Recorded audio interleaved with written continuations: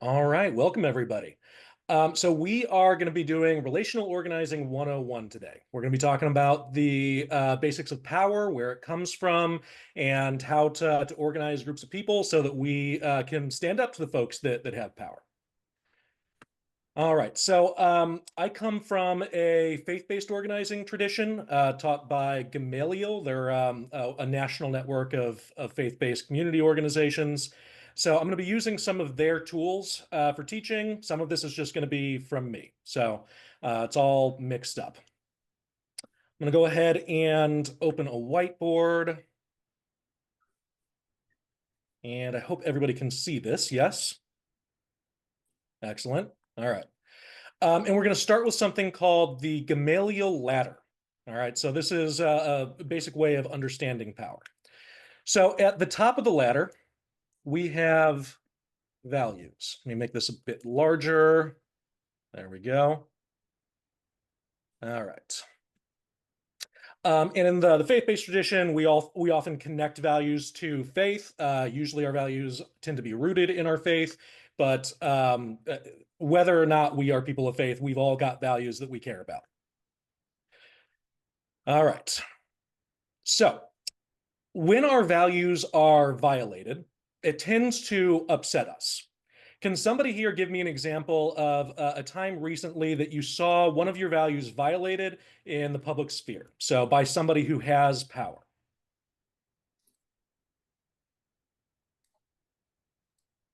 Tony, you got one? Sure. How about, is it the SAFE Act? The SAVE SAFE? Act that's going to make it so that married women who have changed their name can't re-register to vote because their birth certificate won't match their current documentation? Yeah, right. So that is a problem. Yeah. One of my values, one of yours, is that everyone in a democracy should have the right to vote, and with no unnecessary barriers. And so something like that puts this barrier in place that anyone who gets married and changes their name as a result of that is going to have trouble voting in the future. Can somebody else give me an example? SB 22. SB 22. Can you tell us real quick what that is, Sass, and why it's a violation? SB 22 gives the singular Secretary of State more power to trick and manipulate voters on ballot measures. And it's deceiving, and I care a lot. I value meeting people where they are and understanding that not everybody has the capacity to learn about everything. And so it's important that that people whose job is to communicate complex things to the masses do so in a way that is truthful, honest, that is understandable, that has integrity. Kind of three of those words mean the same thing in this context. So that breaks my value. Yep. All right, and Tony and Sass, and really the rest of you as well, when your values are violated, how does that feel? Yeah, exactly the face and expression Tony just made. It's like a seizing up rage. Yeah, Yep. it's bad. Yeah. And is there a sense, do you feel like you could do something about it? Do you feel like if you wanted to stop that value from being violated, that you have what you need to stop that from happening? Not usually. No. Yeah. Yeah. And why is that? Why is it that when our values are violated, we often can't do anything about it? We don't have equal power. That's exactly right, Beth. Happen. Yeah. And that's the next step on the ladder here. So hold on, let me change this here. There we go. So if we want to defend our values, we need power in order to do that. And right now, most of us do not have that power. All right, so let's talk about what power actually is and where it comes from and why we don't have the power to defend our values.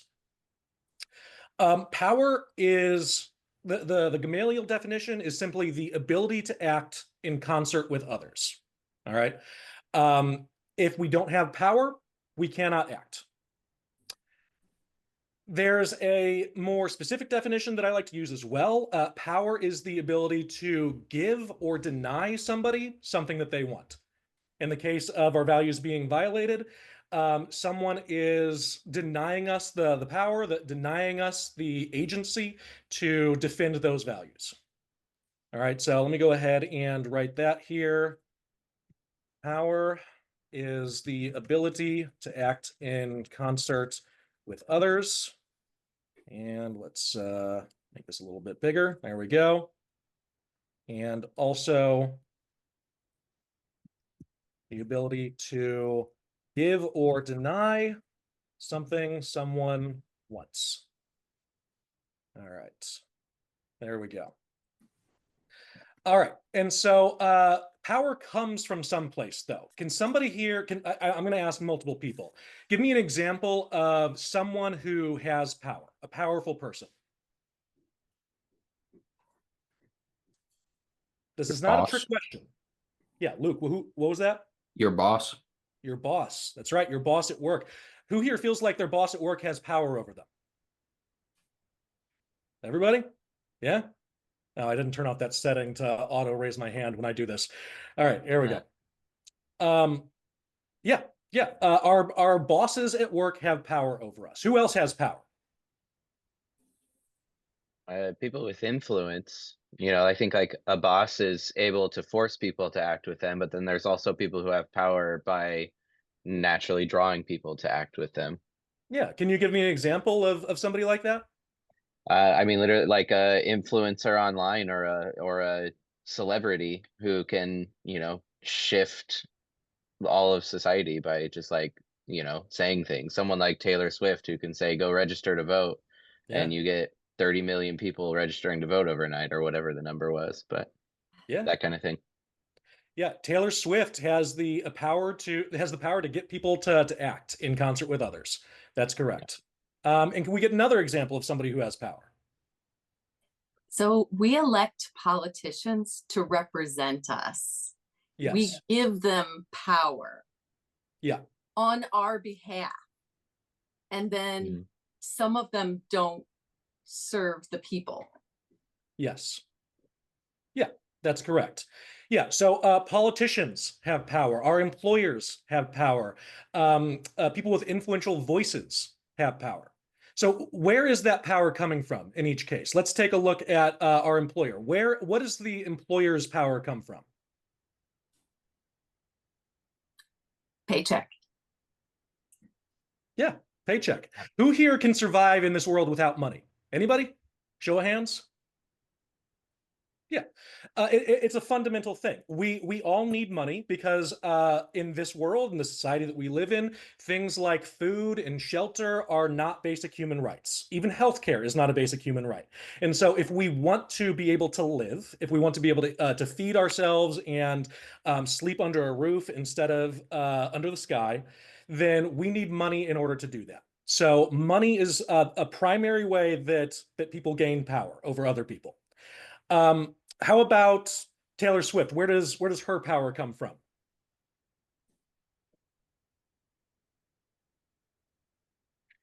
I mean, you could also say money, but I don't know. Taylor Swift didn't bribe 30,000 people to register to vote, right? Yeah, I think that comes from a desire that people have to fit in and to be like other people. And so by acting someone that's like someone who's influencing thousands of other people, we're inherently acting like those other people. Yeah. And we're comfortable with that. She has talent that people want to partake of. Yes. Yeah. Attach themselves to. Charisma. Yes. And then what about a politician? Where does the politician's power come from? The people. Yeah. That's correct. Yes, the people. And so ultimately, all power comes from one of two places. There's technically a third that we'll talk about briefly, but which we do not use. Hold on, let me go ahead and draw this here. Okay. All right, so power comes from organized people. There we go.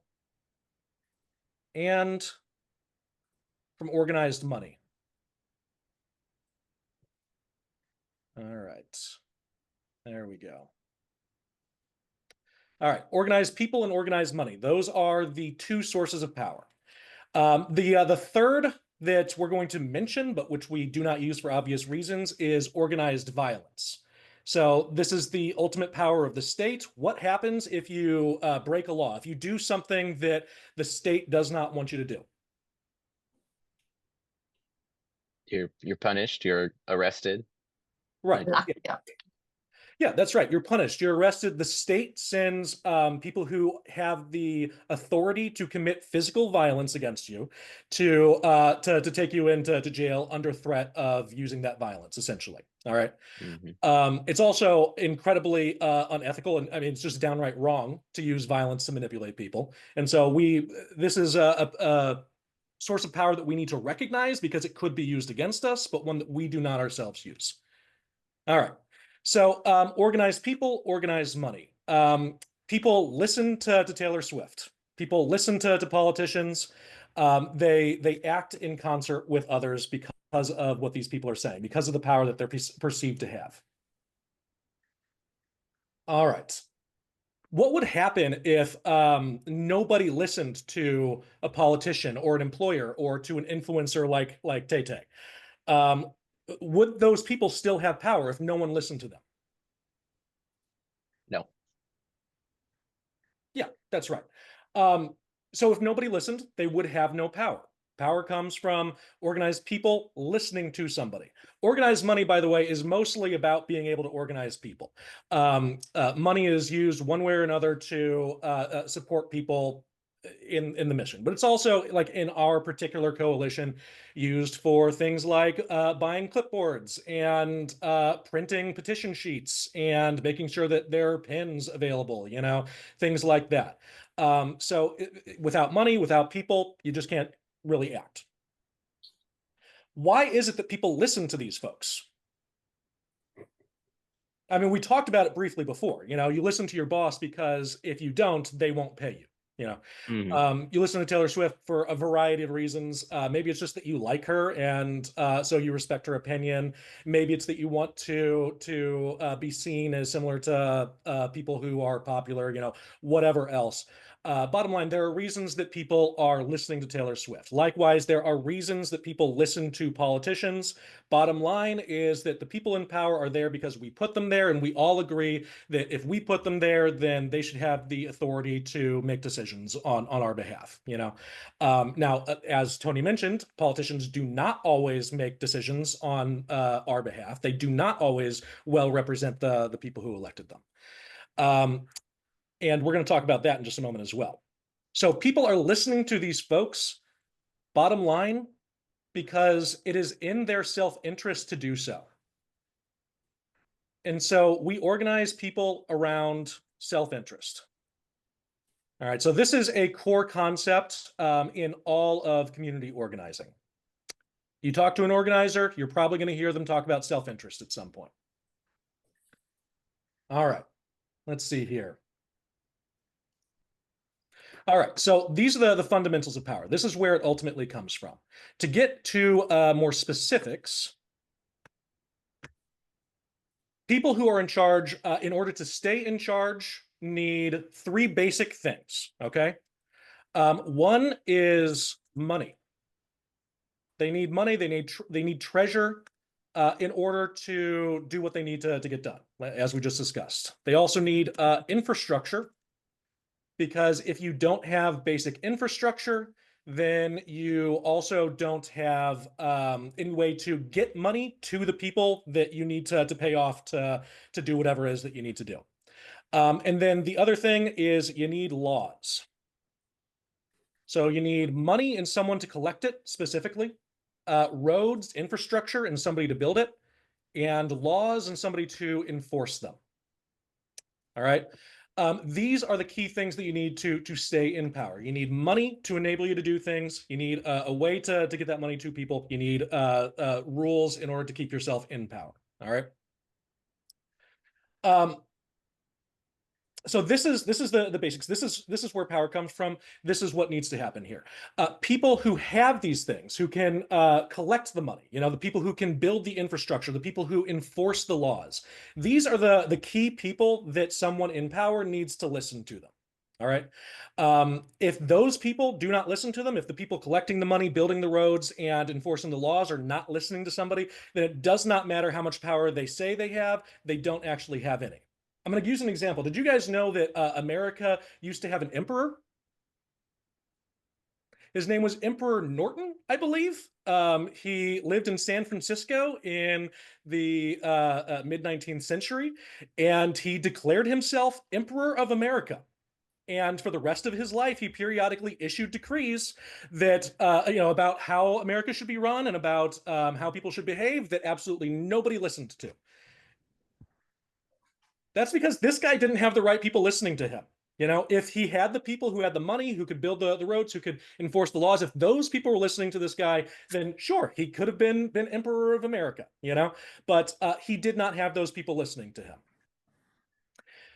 The people that do have those folks listening to them understand the self-interests of those people, the people who are in key positions. So government is all about making sure that the key people are listening to you. The key people will do what you need them to do. So what's the difference between an autocracy and a democracy? These are two very different systems of power. Autocracy is like a monarchy. In theory, there is somebody at the top who has absolute power. Democracy, it's ruled by the people. The people decide who's in charge of them. The people select their ruler, essentially. I'm going to put forward a theory of power that the only meaningful difference between autocracy and democracy is the number of people that you need listening to you. So in a monarchy, in an autocracy, there are a handful of people that control these key things, money, infrastructure, laws, and so on. And in order to get them on your side, you just need to offer them private benefits. Even though people think that kings have absolute power, that monarchs rule on their own, the reality is that they need these people too. And so monarchs stay in power by rewarding the people that have control over these things. And in an autocracy, the number of people that need to be rewarded is very small. And so all they have to worry about are the needs of those people. Anybody else, anybody outside of the winning coalition, the group of key players, is irrelevant to them, which is why in autocracies, life is so miserable for the vast majority of people. In a democracy, the number of people that you need to listen to you is much, much, much larger. Tony, how do politicians get into their position? They go around, travel around their area, talking to people. That's right. Yeah. Talking them into loving them. That's right. Because they need a lot of people to agree that they should be in power in order to get there and stay there. All right. So that's the fundamental difference. In a democracy, you need thousands or millions of people, depending on the size of the democracy, or dozens in the case of something small like a neighborhood association. But bottom line is that you need to get more people listening to you, and so the rewards can't go to just a handful of people. You have to give these rewards to everybody. And in a democracy like America, where you need, if you're a politician on a local level, thousands of votes. If you are running for president, millions of votes. The amount of money that you have access to, the amount of money in your treasury is the same. So you either need to, so if you try to reward them the same way that you would in a small coalition government, like a monarchy, the private benefits need to be spread out so much that they're effectively worthless. There actually are democracies where politicians are allowed to effectively buy people's votes, and they do it like by literally offering somewhere between like 10 and $50 to each person that votes for them. Obviously that's not allowed in America, but like bottom line is that people are once once there's enough folks, private benefits just aren't really that much benefit to any individual. And so in democracies, in order to get a lot of people to vote for you, you have to start focusing on public goods, public benefits, things that are good for a large number of people, because that's the only cost-effective way to reward your supporters. All right, so those are some of the basic structures that we're working with here. I'm going to pause right now to ask if anybody has questions about anything that I've talked about, any thoughts.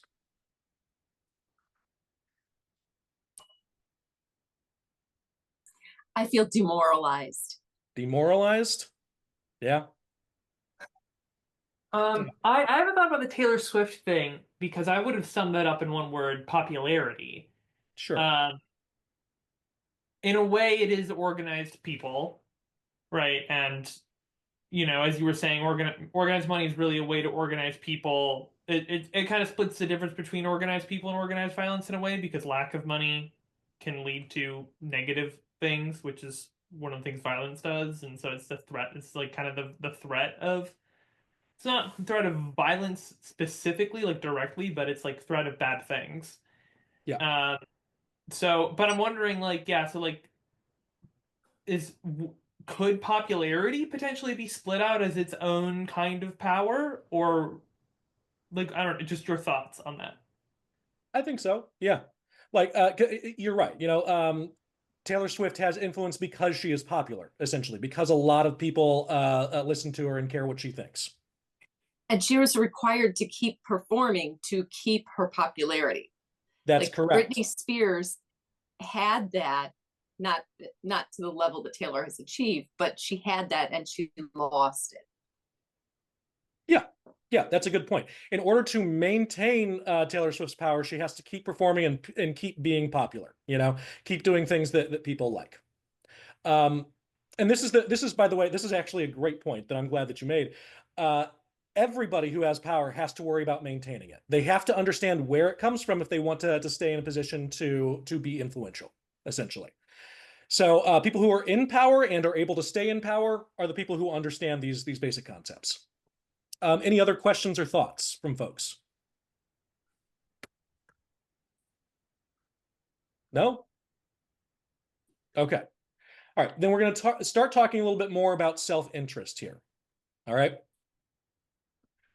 All right. So self-interest, why we need to understand this, why we organize around self-interest.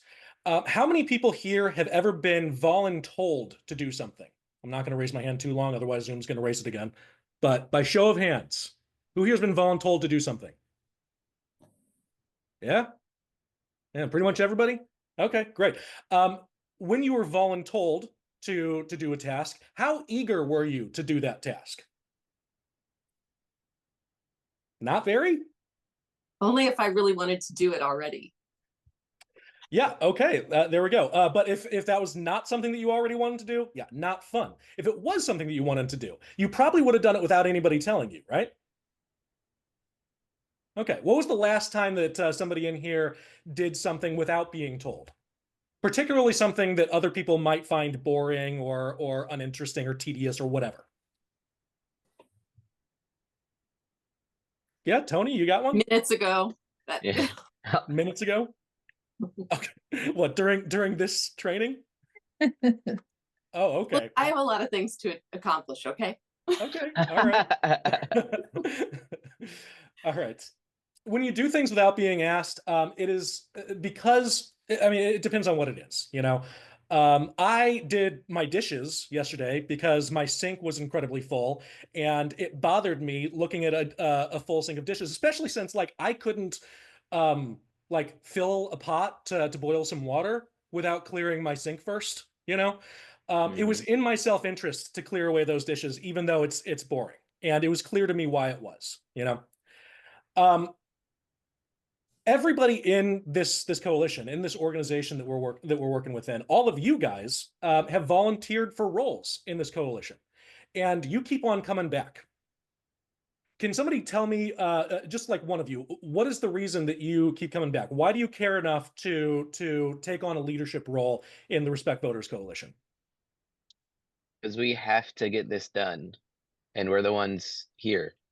So We're the ones here. Yeah. Why do we have to get this done, Josh? What is at stake if we don't? The democracy in general, but I mean Yeah. specifically in Missouri, the right to the initiative petition is entirely at stake. If we don't pass this, then the initiative petition is gone. And I And think that if it's gone in Missouri, that's just one state, but there's only so many more that have it. And, Yep. that's a testing grounds to see where else they can take it away too. Yeah, we're one of only 26 states that still has a citizen initiative process. Yeah. Yeah. Yeah, and if we don't pass this, then because of the recent passage of SB 22, which Sass mentioned earlier, we're just going to lose it completely. It will still be on the books in theory, but it will be impossible to actually pass anything through a citizen initiative again. Yeah. Tony, did you have what were you going to say? there are active aspirations to overturn the things that we achieved Yeah. in last year's election. And I am in great fear that those things will go away if we don't achieve this. Yep. Right now, our legislature is most concerned about the two citizen initiatives that passed in November, barely 6 months ago. Prop A, which guaranteed a minimum wage increase with inflation every year and paid sick leave for all workers in Missouri, first state to guarantee paid sick leave to everyone. And then Amendment 3, which that was the reproductive freedom ballot initiative that guaranteed the right to abortion and women's choice over their bodies. Now, whatever you feel personally about those two issues, and I'm saying this because this is being recorded here, I know that most of the folks in this room right now are fairly liberal, but whatever your thoughts on that, there is a fundamental value that is being violated, which is that the will of the people should be respected. When a majority of citizens say that they want something, even if it's an issue that you disagree with, our elected leaders who are representatives of the people should care about that. And so they just don't, and our legislature has shown over and over again that they don't really care about what Missourians care about. They don't care about what is good for us. They care only about what's good for them. They have straight up said, as they try to overturn Prop A right now, that the will of the voters is not in their business plan. Like we had a representative say that just the other week. So yeah, incredibly frustrating for us. Sorry, I'm just losing my train of thought very briefly, which is a great thing to happen on a recorded thing here. But bottom line is, what is at stake? What's at stake if we fail to do this? We are going to lose our only real path to getting things done in a state in which our elected leaders don't really care about us, don't care about what we want, which means that if we want to get things done, we have to use the citizen initiative process because our legislature just doesn't listen to us. So we will lose the only ability, the only path that we have to getting issues that we care about into law. So that's our self-interest. That's what we're talking about. Self-interest is about what is at stake if something doesn't happen. What's at stake for me if I don't clear those dishes? I can't boil water, self-interest is applicable at every level of life, at every level of power and government. All right. That said, self-interest is one of those words that, like, how many people here? Tell me how you would feel if I said that you were acting out of self-interest. It's got kind of a negative, selfish connotation to it. Yeah. It feels a little icky, right? Yeah.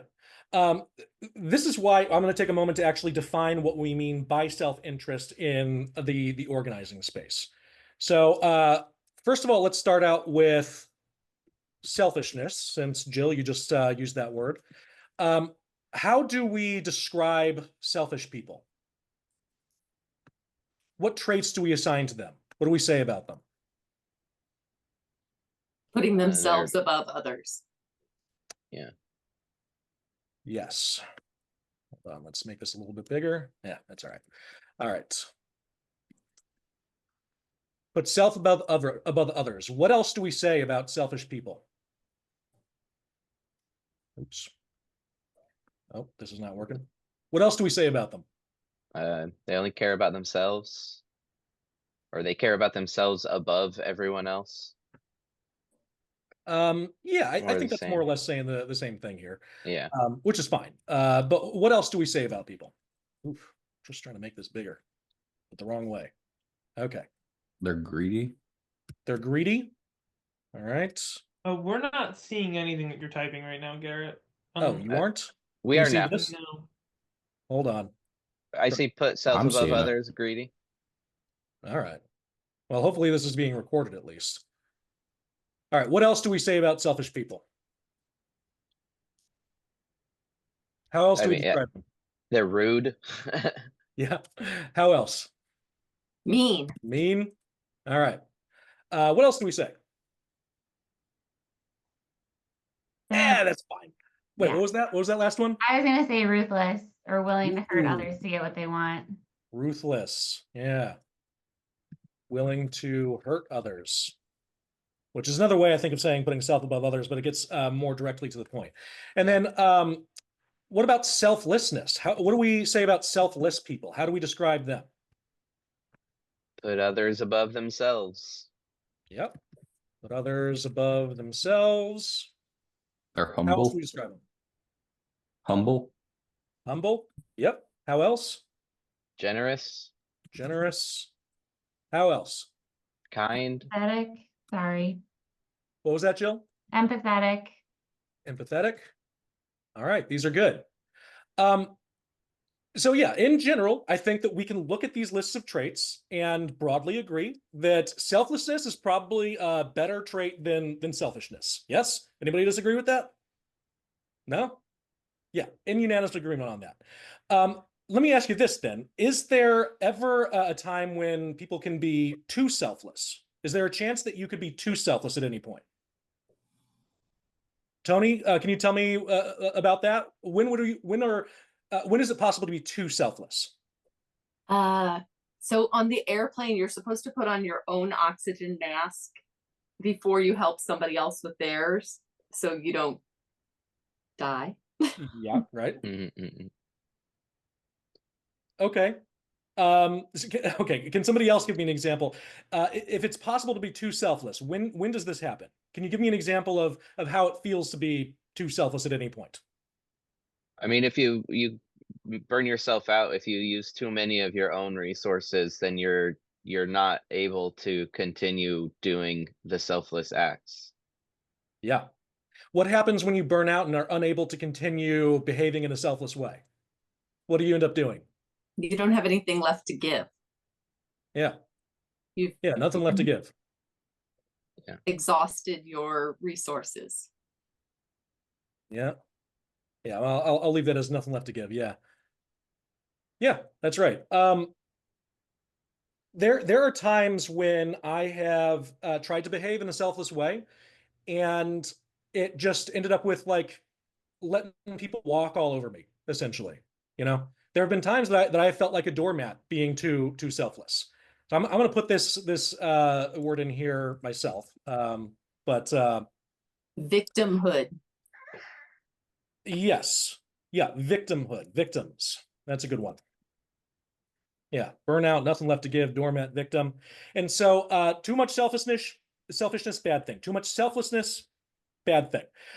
Self-interest is neither of these two things. All right. So this is another way that Gamaliel teaches this. Self-interest comes from two Latin words. So inter and s. All right. Inter refers to that means among. And s, sorry, there should be an e there, means to be. So interest is to be among. And that means that self-interest means to be self among others. When we're talking about self-interest, we're not talking about selflessness. We're not talking about selfishness. We are talking about where your needs overlap with those of people around you. Like all of us here are right now working to make sure that direct democracy survives in this state. We all care about this because it means that we have selfish reasons, like we don't want to lose the path to direct democracy, but also the people around us, it hurts them too, you know?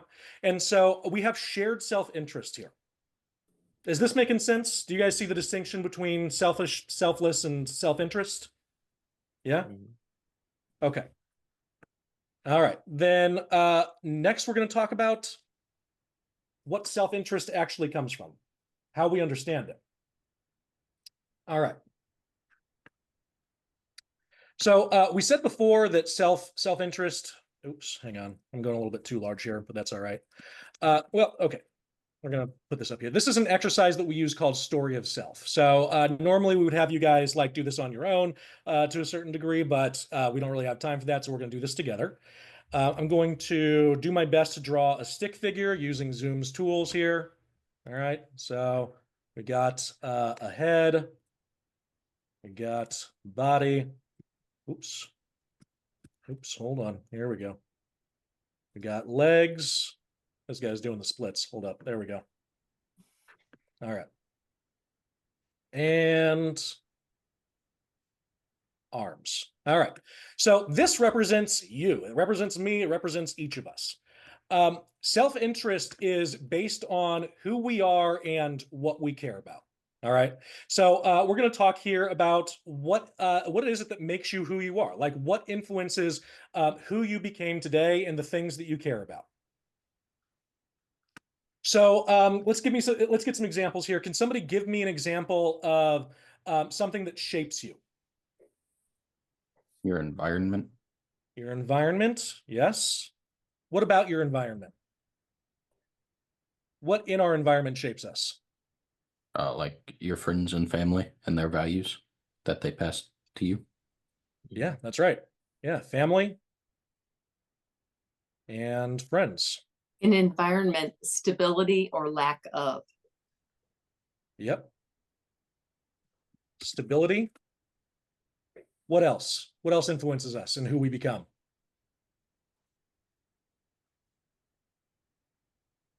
What factors drive our behavior and shape our lives? What are the things that we value? Relationships. Yeah, relationships. Mm-hmm. I think that's covered by family and friends. Yeah, you're right. And I don't mean that, you know, it's fine to have some redundancy in synonyms here, so don't feel bad about that. What else shapes who we are? How about uh, does our economic class shape who we are? Mhm. Yeah. Okay. What else shapes who we are? Something that's just like fundamental to our identities. Education. Education. There we go. Yeah. Education, what we're taught and how. Anything else? I'm going to keep going on this, FYI. So y'all better be coming up with ideas here because we're going to be doing this for another minute or two until I fill up the other side of this stick figure. What about like personality traits? You know, things are just inherent in your personality, like being an introvert, extrovert, that kind of Yep. thing. Mhm. Yeah, I think that certainly plays in. What else? I think it's Faith. kind of maybe under stability and class or whatever too, but just our needs. What are our basic needs and are they being met? Yeah. So I'm going to put down sustenance. Yeah. Yeah. I'll put down other basic needs. We can use a broad category for that. I think that's fine. Sustenance, basic needs. Yeah. Can we give it what are some other needs that we all tend to share?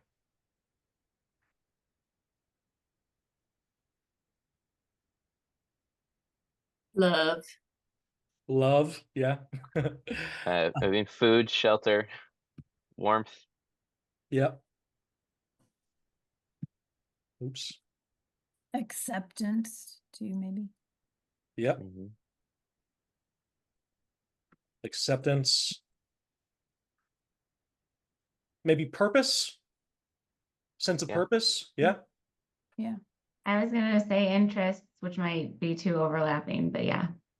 No, I think that's fine. Yeah.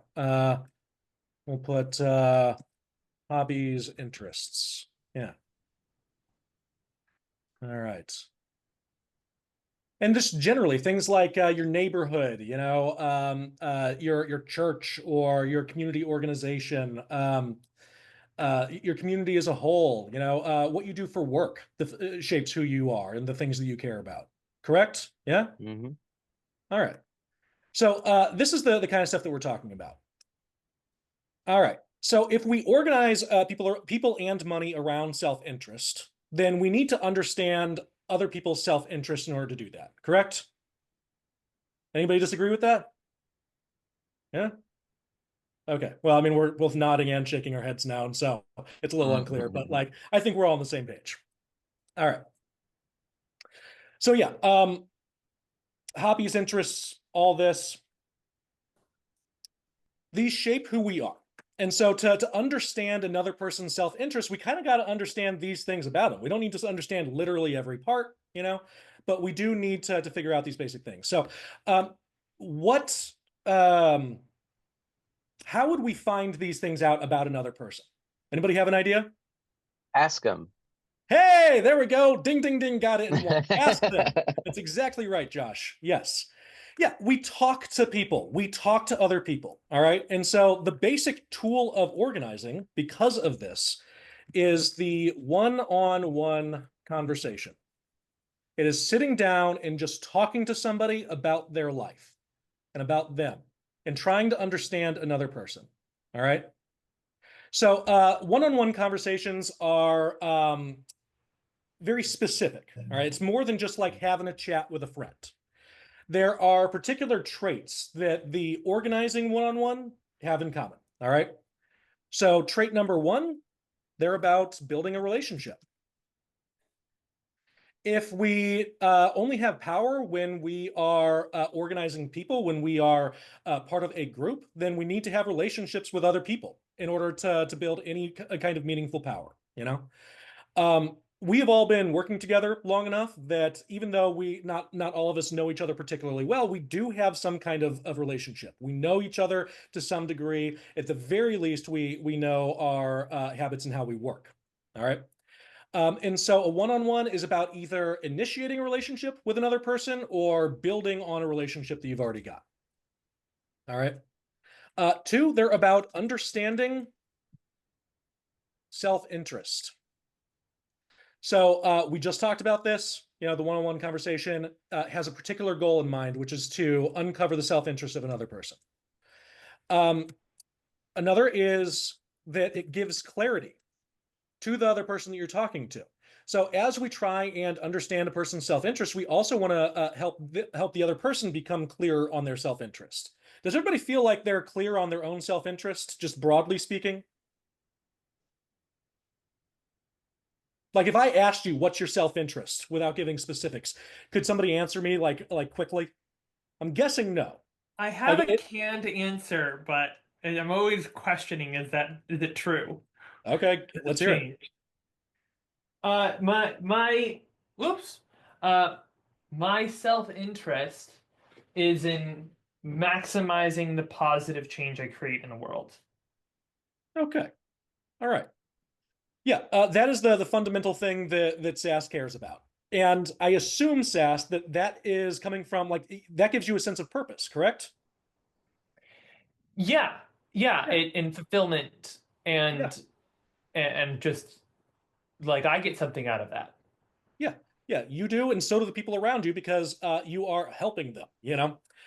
Your self-interest in any given action might be coming from very different places, but bottom line is it's good for both of you to help another person. It feels good at a bare minimum, even if you get no other reward. Most of us understand that it feels good to help another person. All right.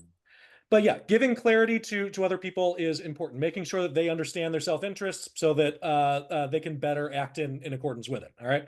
And then four is just information. We are trying to learn about another person. Um, where they grow up, are they married? Do they have brothers and sisters? Do they have kids? What do they do for work? What do they care about in general? Part of this is just like it's not about self-interest 100% of the time. It's also just about getting to know another human being. You know, I have never at any point sat down for a one-on-one conversation and regretted it. Every single person that I've talked to, I have found absolutely fascinating. You know, whether or not I felt like I did a good job of understanding their self-interest or whatever else, I learned about a very like interesting other person. Every single person out there is interesting. And so the one-on-one conversation, in my view, is about seeing the imago Dei, the image of God in another person. You know, bottom line. That is what I personally try to do. One-on-one conversations, so they are about these four things, and they also have some general shared traits. All right. They are intentional and intensive. So, as I said before, a one-on-one conversation, this is not just about like having a chat with a friend. It's a little bit different. You are intentionally trying to uncover their self-interest and get them clarity on that, as well as build a relationship and gain information, you know? And because we're talking about like things that are very personal to people in order to understand self-interest, they tend to be rather intensive, more intensive than the average conversation, you know? You're talking about real stuff that impacts people's lives. And so we also have to be a little bit careful sometimes not to accidentally cross somebody else's boundary with some of the questions that we're asking. But if we don't push boundaries a little bit, we're probably not going to learn the real them. We're just going to get canned answers that you know people give habitually. And so the next basic trait is that they are curious and courageous. So you are genuinely trying to understand another person. You are curious about their lives. And in order to truly understand another person, you need to ask courageous questions. Questions that like you might feel a little bit nervous asking, you know, you might feel a little bit nervous if somebody else asked you. And if you are hesitating before asking a question, it is okay to just say, do you mind if I ask you this first? You know, it is okay to lead in with that. We don't want to like pressure people into telling us more about themselves than they're actually comfortable sharing, especially since oftentimes we're sitting down with somebody who's, you know, more or less a stranger or who we just don't know very well. And so like I don't want like nobody should be feeling like their boundaries are being violated, but we are trying to get into depth on somebody. We're not trying to like be their therapist or anything, but we are trying to understand what people care about, and that requires some courage. All right. They are limited in time, so 30 to 60 minutes. So any less than 30 minutes, you're probably not actually getting to know them all that well. Any more than 60 minutes, and odds are you're probably just moving into like a general chat, and it's probably not a one-on-one anymore, you know. This is not always the case. Like I've had one-on-ones that were intensive for like more than an hour, but broadly speaking, 30 to 60 minutes is what you should be shooting for. All right. Also, these are about listening primarily. So listening oriented. And so that means that as far as like who's doing the talking, we want it to be more or less 80-20, you know, or like no more than, oops, 60-40. There we go. Sorry, typos. So the other person should be doing most of the talking. You should be doing most of the listening and asking. All right. And attentive. You should also be actually listening to the other person. You know, I know that for some folks, it can be easy to drift off when someone else is doing a lot of the talking, but we're trying to actually understand another person. We're trying to see the image of God in them. And so pay attention, you know, don't pay so much attention that you're like actively taking notes during a one-on-one. That's a little much. And like personally, I like it's fine to take some notes afterwards so that you don't forget some key details. Like I think that's just a matter of respect. But bottom line, you need to be paying attention. All right. So any questions about the one-on-one conversation here? Any thoughts after I talked about that? No? Okay, then I take that to mean that I explained everything incredibly clearly and y'all don't have any follow-ups, which is great. So I'm going to go ahead and stop sharing this, or I'm going to close this whiteboard rather. Here we go. All right, is the whiteboard now closed for everybody? Okay, great. All right, so next step here is that we are going to do an example of this. We're going to do a fishbowl conversation, we call this, because two of us are going to be in the middle of the room with everybody else watching us like we're in a fishbowl. And Sass has agreed to be my partner for this. So as I told Stas the last time that we did this in one of these trainings, if I ask you any questions that are making you uncomfortable, particularly since this is in front of other people and this is being recorded, let me know. All right. Push back. Okay. All right. You're going to need to unmute for this part. Okay, great. Yeah. Okay, awesome. All right. So, first of all, how you doing today, Sass? It's a good question. All right. I'm on the upside, I would say. I've been having a generally overall pretty easy day. Not taking it too hard, and I got to ethical society this morning, and I saw Tony. It was great. Awesome. And yeah, just kind of vibing today. All right, that's good. Um, yeah. I was also able to get to church this morning myself, and sang in choir and all that. Very pleasant morning. So glad to hear. And this is going to be a little bit more formal because we are doing this in front of people. Sass and I obviously already know each other, so I'm going to skip over some of the basic get to know yous, like where are you from, what's family for you, that kind of thing. But if they come up during the conversation, then we'll talk about it. But Sass, I actually wanted to follow up on something we had talked about last time that I didn't feel like we got a chance to really dive into, but you you ran for office down in Texas recently. I did. I ran for U.S. House, aiming for the 2022 election. That was in Austin, right? Yeah, I was living in Austin at the time. Okay, yeah. So that is pretty freaking significant. You did not win, right? Correct. Okay. So how did that campaign go? How did it feel? I learned a ton. I'm really glad I did it. It was very expensive, and a lot of money spent. Probably not as efficiently as I could have. About half the money that was spent was my personal funds. About half was money that I raised, which Okay. overall was not even that much for a U.S. House campaign. It was like maybe 20 grand overall. U.S. House campaigns go like $1 million these days, like minimum, if you want to be viable. Okay. Um, it was yeah, I from the beginning, I saw it as there's an opportunity, there's a path to victory here. There's an opportunity, and if I win, I could really, I think, do some pretty different, unique, really cool, amazing things that you could see on my disheveled hair today. It's fantastic. You could like I could do some really interesting things with that office that haven't been done before. That I think could have made some real waves and caused some real positive change. I also knew that my opportunity, that path to victory could change at a moment's notice, and eventually it did. And there was no longer a path to victory, and at that time I dropped out. But I'm still proud of the work that I did, and I feel there's a lot of really amazing solutions I came up with and put together in an incredible platform. And that's still, I pay money every year out of my personal funds to keep my website up. So if y'all ever want to read 40,000 of words written by Sass, you can go to voteforsass.com. All right. Yeah, well, can you give us some examples? Like, what were the things that you wanted to change if you had gotten into office?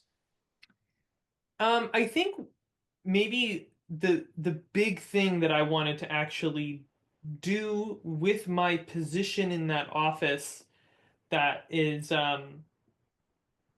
really hard to do if you're well, as a new member of Congress, especially one that wasn't a strong party line candidate.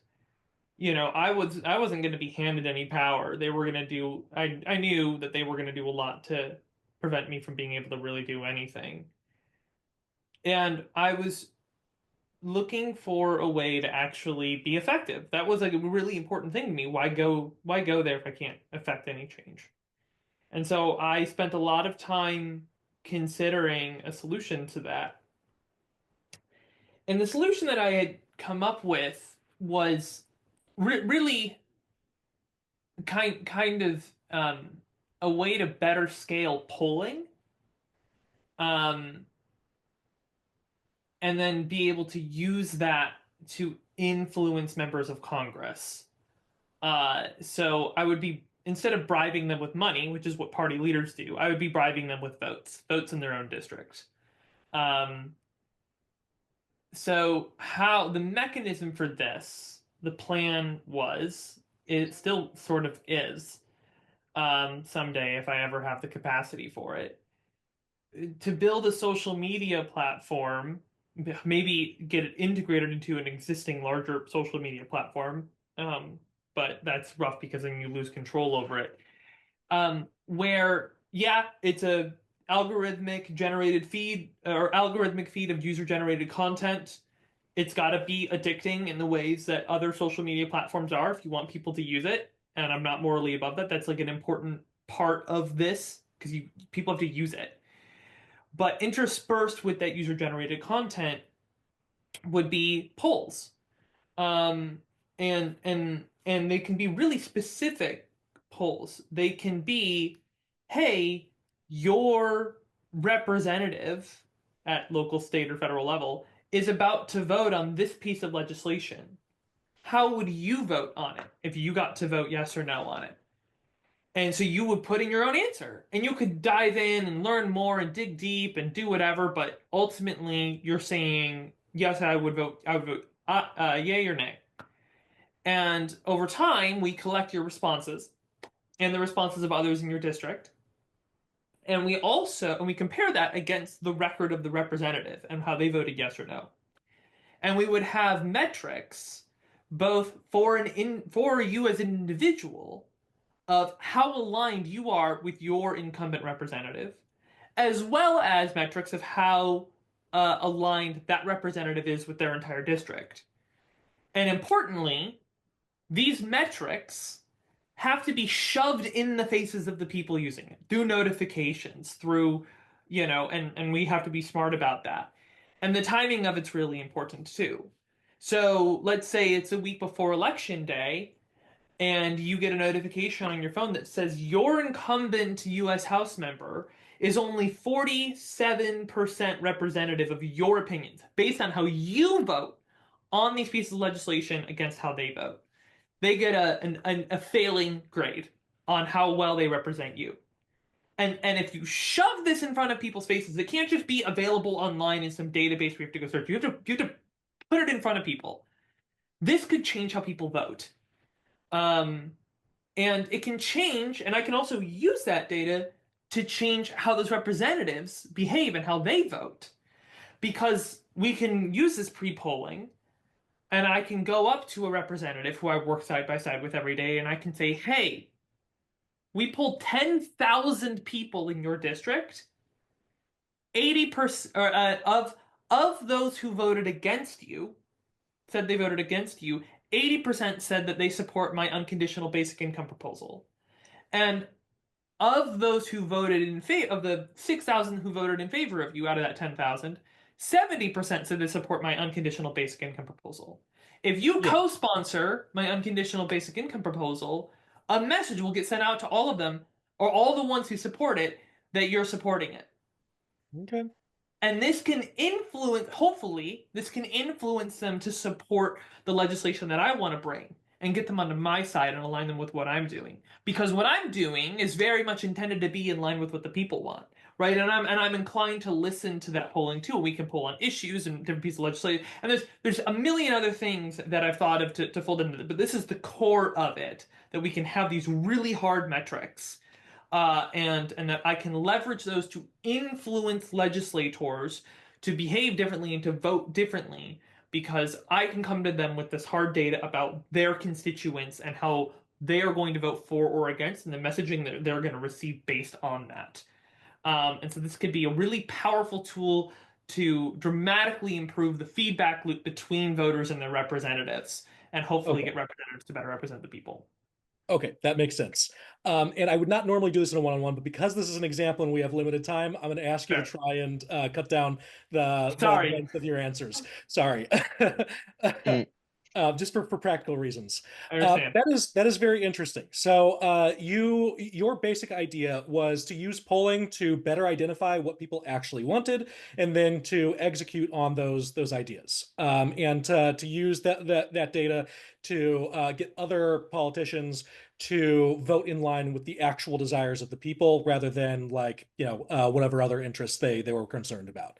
You were also instituting a way to put pressure on politicians by saying, "Hey, look, all of these people disagree with the thing that you did, and not only do they disagree, we're also making sure that they know that you did this thing that they disagree with." Is that concerning to you? That's getting right at the politician's self-interest. The fundamental source of power is votes with the people. Yeah, So yeah, I like that. You mentioned universal basic income, or I'm sorry, unconditional basic income. they're the same thing. Yeah, right. Yes. Why do you care about that issue? Unconditional basic income. Well, so I was really inspired by Andrew Yang's campaign, presidential campaign. Yeah. And his approach is very policy-centric approach, and I was really skeptical of the unconditional basic income policy, but I really looked into it extensively, and I was really sold on it, and I really do see it as a very powerful policy that really is much more politically neutral than others, and much simpler, and kind of pure, and addresses a lot of things. And so like just from like a technical policy perspective, I see it as a really, really good policy proposal. It's highly effective at addressing a lot of issues simultaneously. Even it's not going to solve all of our problems, but it's an incredible step in the right direction. It's clear to me that it is one of the main kind of like actual policy changes that needs to happen, um, to move us forward, to move us into the next thing. I can talk about that more if you want, but I'm going to let you control Well, the yeah. time. Yeah. So if we did have UBI, if that was put into place, how would that impact your life in particular, as well as like the lives of the people close to you? I would It would be a lot. I'd be able to, like, the things that I already like. I'm very fortunate in that my profession is something that I want to do with my time. Um, but it doesn't always pay super well, and it would be great to have that financial boost, and actually to be able to get paid less, because that's coming out of the mission at hand, and that could be used in a more effective way, if I have that support. um, and as well as just, you know I've been very fortunate to be able to take a lot of personal risks to be able to break into this as a profession, um, that most people can't. And there are a lot of people out there who would love to work on this with a lot more of their time.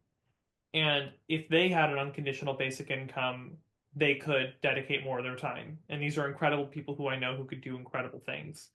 And so that's like a very direct in my life, and the work that I do, that I know I would see a dramatic improvement in the amount of, um in the amount of work that people could put into what we're doing.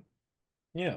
And so if universal basic income was instituted in our state or our nation as a whole, it would mean that you and people like you could do the things that you actually care about with your time, work on things that are genuinely meaningful and rewarding to you, rather than going and getting some miserable job that like leaves you feeling drained and hopeless at the end of the day, right? That's one piece of it. It does Yeah. a lot of things. I think, to me, the thing that I can keep trying to bring to the conversation about unconditional basic income that doesn't come up is that half the country does not work for a wage. And you can how you define half the country or whatever, who you include in that, can vary, but it's the range is between 45 and 55%, depending on how you define it. So it's half the country does not work for a wage. And so this is the most vulnerable half of the country. And the other kinds of solutions that people talk about, like increasing minimum wage, um, just they miss the most vulnerable half of the country. And so, like, I really, that's who I want to help the most. And UBI, I think, is a very effective way to do that when we see we have over 90 federal welfare programs that don't work. And they don't work because they all have one thing in common, and it is that they are conditional. And we need to have something that's unconditional. It's like it's like very clear when you study this that like that's the problem is the condition. Okay. Okay. I think that due to time, we're going to have to wrap things up there. Thank you for joining me for this conversation, Sass. How did you feel participating in this fishbowl conversation? Yeah, it was great kind of getting back to this like old thing that I just constantly have going on in the back or thinking about in the background, and trying to find somebody else to take on the project, and other people who are trying to do similar projects and trying to consult with them. I definitely spent way too much time talking about it. I could have been more concise. I used to describe it in a much more concise way. I've lost those chops. I don't pitch this very often anymore. But it was just, I just picked one of my 4 pillars of my platform really to talk about. Well, and then we got into UBI, so it's another pillar. But yeah, it did feel like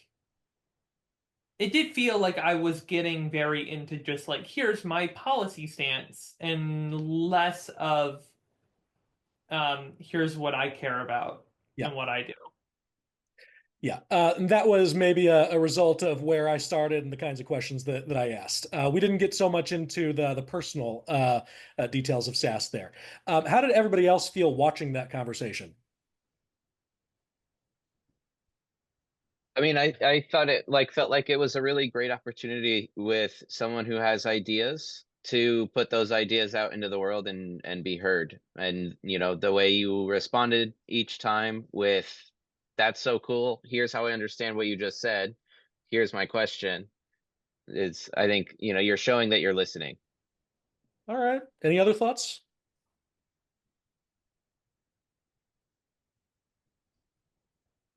Tony?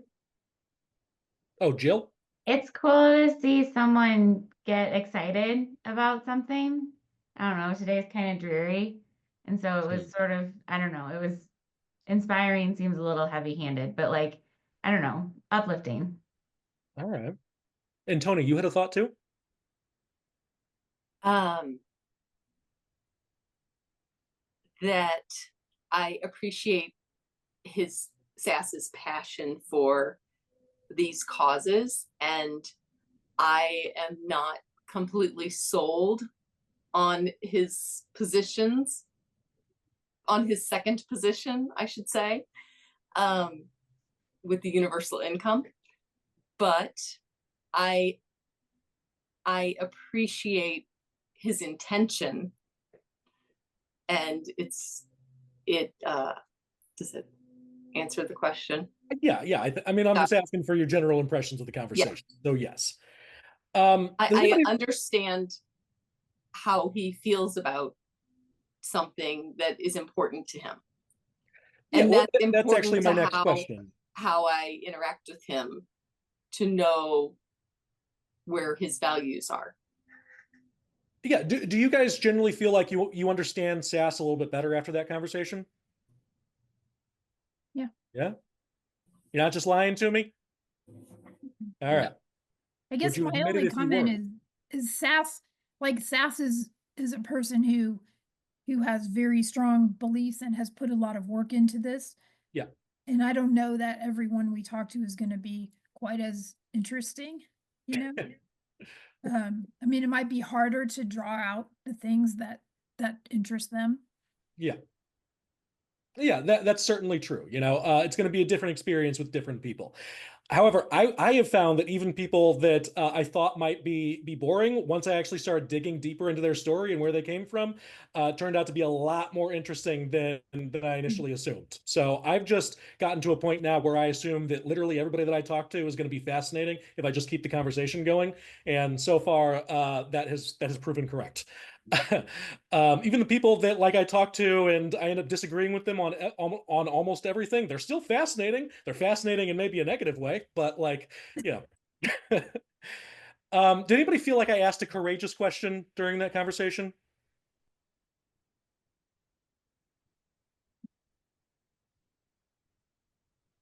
I mean, If the answer is no, it's okay. Yeah. Yeah. I think it's generally a little bit brave to so directly ask someone about their policy stances. Just the way the we've all kind of been trained forever has been that we don't talk about politics. We Yeah. don't get into those things. You know, especially with something like UBI, you're kind of rolling the dice on whether or not you guys are going to land anywhere near each other on a Yeah. policy point. Or if you're going to like trigger someone being upset about, you know, whatever. But just getting into the weeds like that can be courageous. Okay. All right. I personally feel like I didn't ask anything that was too courageous. I never at any point started to feel a little bit nervous, you know? Totally. And this again is like, if maybe I should have started someplace other than Sass's like political ambitions. If I wanted to have a conversation about things other than their political stances, you know? But anyway, yeah.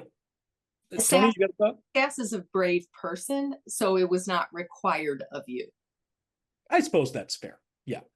Oh, I wish that I could have done a better job of setting an example of that, but you know, you never know exactly how these conversations are going to go. That's the case with all one-on-one conversations. So, I, all I right. will say, Tony, last week he did a pretty good job of starting to dig a little bit, and I was like, oh, I forgot about some things in my life that I haven't explored in a while, and I need to. Geez, normally I would have an answer to this, and I don't right now. Yeah, Sass, for everyone's benefit, can you tell everybody a courageous question that I asked you last week, even though y'all didn't get to see it? I had said why I left Michigan, but you dug in. You were like, "Tell me more about why you left Michigan. Get into that more." And I really kind of what had happened was I had given a canned answer to that for so long because I had a long list of reasons. And I just kind of I was just like, I need to have a simple answer to this because people ask me this question all the time. And turns out I'd forgotten a lot of the reasons that I initially left Michigan. And Garrett was really digging into it. And I was like, wait, why did I leave again? And I know that there were a lot of reasons. I remember that there was a long list, but I've just become emotionally disconnected from so many of them. And so that was an intense experience for me because that was a big deal leaving Michigan. That was a massive deal in my life. That was like a huge pivot point. Yeah. Okay. Yeah. So I'm glad that I was able to ask a courageous question last week, and you were able to give that example. And so, did that process like that was a scary thing for you to answer? It sounds like initially, you know, especially since you struggled to even find an answer to it. But it also sounds like at the I don't want to put words in your mouth. Were you happy that I asked that question, or more upset? Were you more upset or grateful that I pushed for that? I'm grateful that you did because it helped me to realize that I had I didn't realize that I had lost that part of my life. Yeah. It was a really important part of my life. And so, but it was Yeah. like I wouldn't have expected that if you had said if I asked you why if I dug into really why you left Michigan, do you think how do you think that experience would go for you trying to answer that? And I would have been like, oh, it would have been a fine experience. I would have had no problem. And then when it actually happened, it was a different experience than I would have expected it to be. Okay. Yeah, so like last too bad y'all didn't get to see it, but like last week, I did a decent job, I feel like, of understanding SAS and where they were coming from and some fundamental things about SAS's drives and motivation.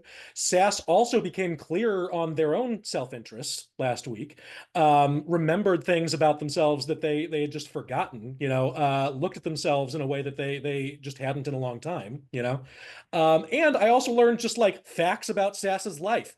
Like they left Michigan, for example, you know, and like what they were leaving for and who they were leaving behind, things like that.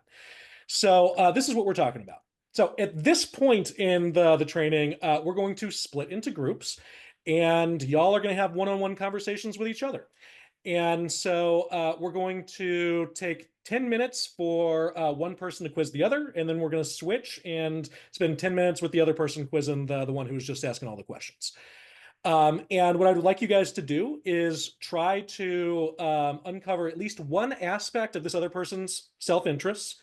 Try and help that person get clearer on their own self-interests, and try to look for just one courageous question to ask. And if you feel nervous asking it, that's probably a good sign that it's a courageous question. And as I said, you can say, "Do you mind if I ask?" And that gives people an out. All right. So that's what we're going to do for the next 20 minutes or so. I'm going to stop recording for this part and then split everybody out into breakout rooms. Okay.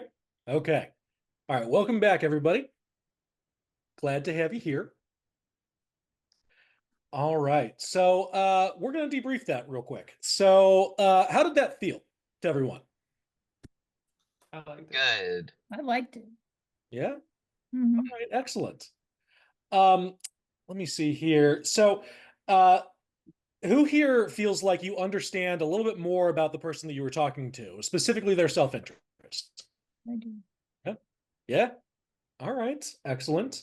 Who feels like they learned more about their own self-interest from the questions the other person was asking? Mhm. Okay, Yeah. that's fine. Okay, all right, we got two. Yeah, yeah. Sass and Josh, fantastic. Um, and who here feels like their partner asked them a courageous question? Jill? Yeah. Sass looks like a maybe. I Yeah, I'm thinking. yeah, Okay. Josh? Yes. I think so. Okay, what Yeah. was that? What was the question, Josh? I mean, for me also, so I don't know, this kind of one-on-one conversation building with strangers, for me, a lot of it feels courageous. All right. I talked a little bit Yeah. with Jill about this, where I'm like, for the last 5 or 6 years, I'm a brewer. Well, I don't interact with anyone. I go to work, I make beer, I put it in a package. It's me and two other people who I see all day, every single day. Um, and I thought, Jill did a wonderful job asking questions that got me to just kind of talk. In terms of a courageous question, I think that Jill kind of went out on a limb and was like, "And how are you doing with all of that?" And I think that is recognizing maybe a sticking point that someone hasn't said directly, but was maybe a can of worms that needed opened. All right. Excellent. And Jill, you raised your hand almost right away. What was the courageous question that Josh asked you? I think it was like he just said, he doesn't ask a lot of questions a lot of the time. So I think just getting out of his comfort zone and asking questions and learning more and having that conversation, I don't know, felt good. All right. Awesome. Who here wishes that they'd had more than 10 minutes to hear their partner's story? Yeah, pretty much everybody. Yeah. Hmm. All right. Well, here's a fun fact. You guys don't have to stop talking there. You guys could set up a time to continue the conversation later on. In fact, I'm going to encourage you all to do that. I'm going to encourage you all to try and have at least one or two of these one-on-one conversations, intentional and intensive with other people, per week, if you can. Josh, I understand that given that how little you put yourself out there, that might be a little bit more scary for you than it might be for somebody else. Like I just talk to people all the freaking time, and so this is just like an everyday thing for me. But I think that you'll find it rewarding, and it doesn't even have to be strangers. Josh, you could do this with people who you know in your life who you just like to talk to more and like Yeah. to get to know on a deeper level. Yeah. It could be somebody that you maybe used to know on a particularly deep level and would like to reconnect with too. There are some people out there who maybe need to have one of these conversations with their spouse at some point. But I'm not going to call out any specific names, especially since, yeah. Um, but yeah, so you guys can have these conversations whenever you like, and I strongly encourage you to do so, especially in the context of building community power. The better that we know each other, the better we're going to be able to work together and make sure that the stuff that we're doing is in everybody's interest, at a fundamental level. Okay. All right. Okay. Well, I'm glad that everybody had a chance to talk together a little bit here. Let me see here. We're actually, I probably could have given you guys a few more minutes to keep talking, but we're just going to go ahead and move into the evaluation section of all this.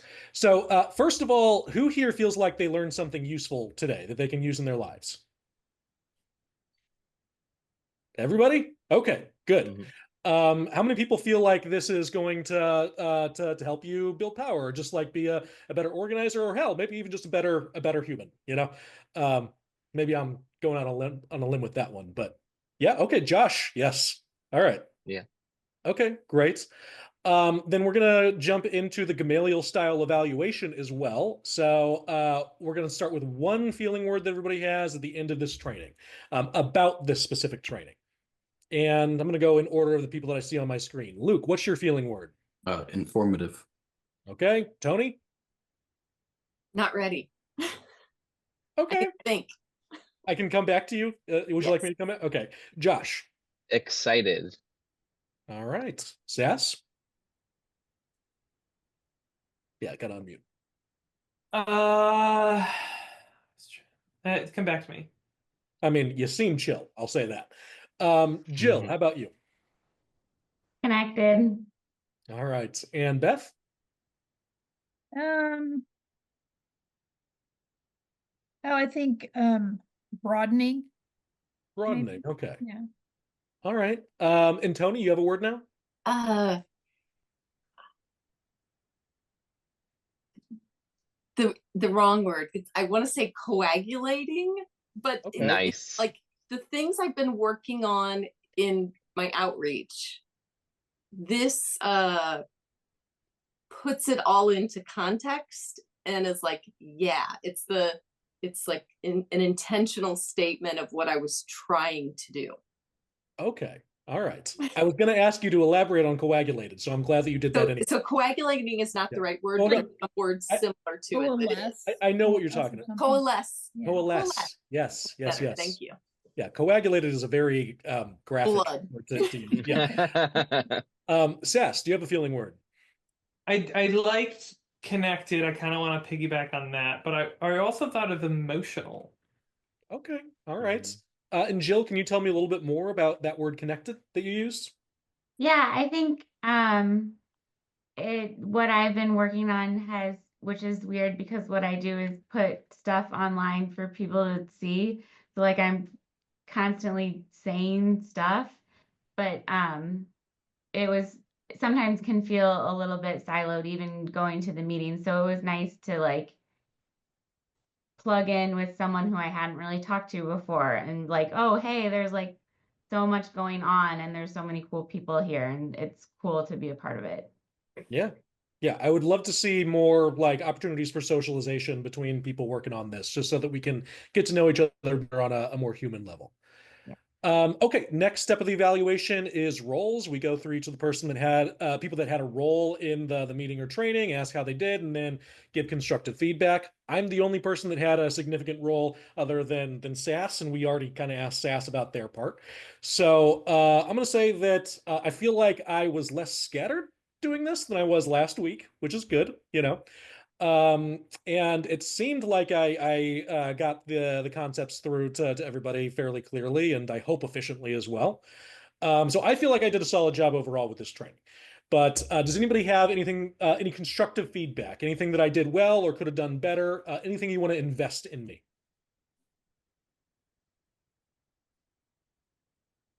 I thought it was great. Okay, thanks, Josh. Yeah, I did too. I mean, I don't really have any constructive criticism. I liked how you laid out things at the beginning. I liked the whiteboard kind of showing the steps, and you kind of eased us into each part of what we were going to do. We had enough understanding when we went into the one-on-ones, we knew what to do. And I think having you and Sass do that first was really helpful. So Okay, great. very effective. Excellent.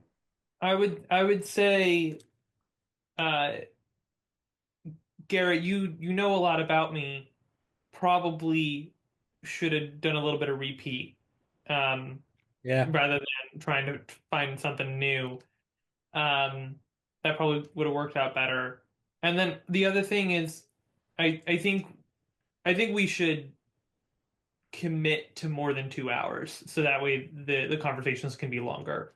And I think we shouldn't be afraid to ask for that. And not everybody's gonna be able to show up to all of them. We should accept that, and we should just say no. This needs to be a 3-hour training. All right. I say 2.5 hours. Yeah, 2.5. It's We the probably next got one. digestible bit. Like I can go a little further. I can push myself. Where Yeah, 3 it's like hours selling something for $2.99, like $2.99 Yeah. instead of $3. You know, Yeah. it's a little bit easier to buy Marketing. into 2.5 hours than 3. I get you. Yeah. Okay. Okay. Any other constructive feedback that people want to give before we move on? Okay. All right. The next step of the evaluation is tensions. So, as a reminder, tensions can be good or bad. So, it might be something that you are nervous, anxious, concerned about, or it might be something that you're anticipating or excited about. Do we have any tensions coming out of this meeting?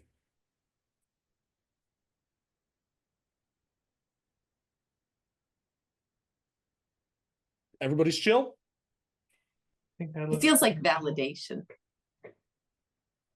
All of- right. It's Well, it's tell me good. what you mean by that. Well, it makes sense. It feels like the right path.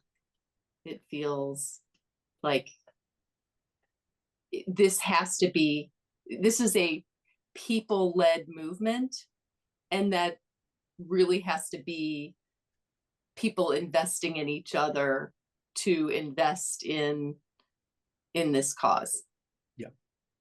Yeah, and that's why we're doing these trainings. You know, I want everybody at every level of leadership in this to have like these fundamental understandings and be like actually talking to the people that they're working with. You know, and having these kinds of one-on-ones, even if they're relatively short.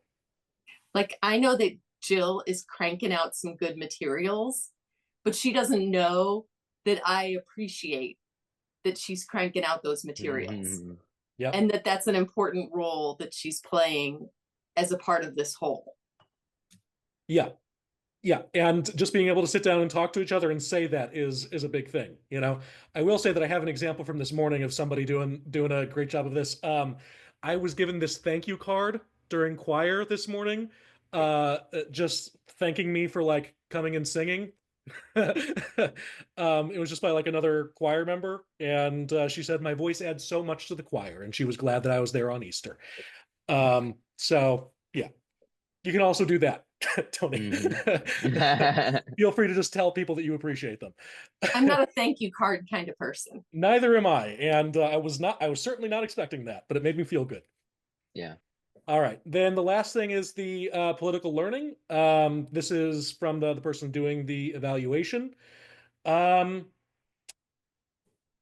Oh boy, what I should have been thinking about this ahead of time. You know, I've done this training so many freaking times that like I feel like the thing that I take out of it most times is that it's just really awesome seeing people like form connections with even just a short period to talk to each other, like those breakout rooms. So yeah, it's something that if we're a little bit more intentional about, maybe we can make happen a little bit more often. So, all right, that's it. I'm gonna stop recording now.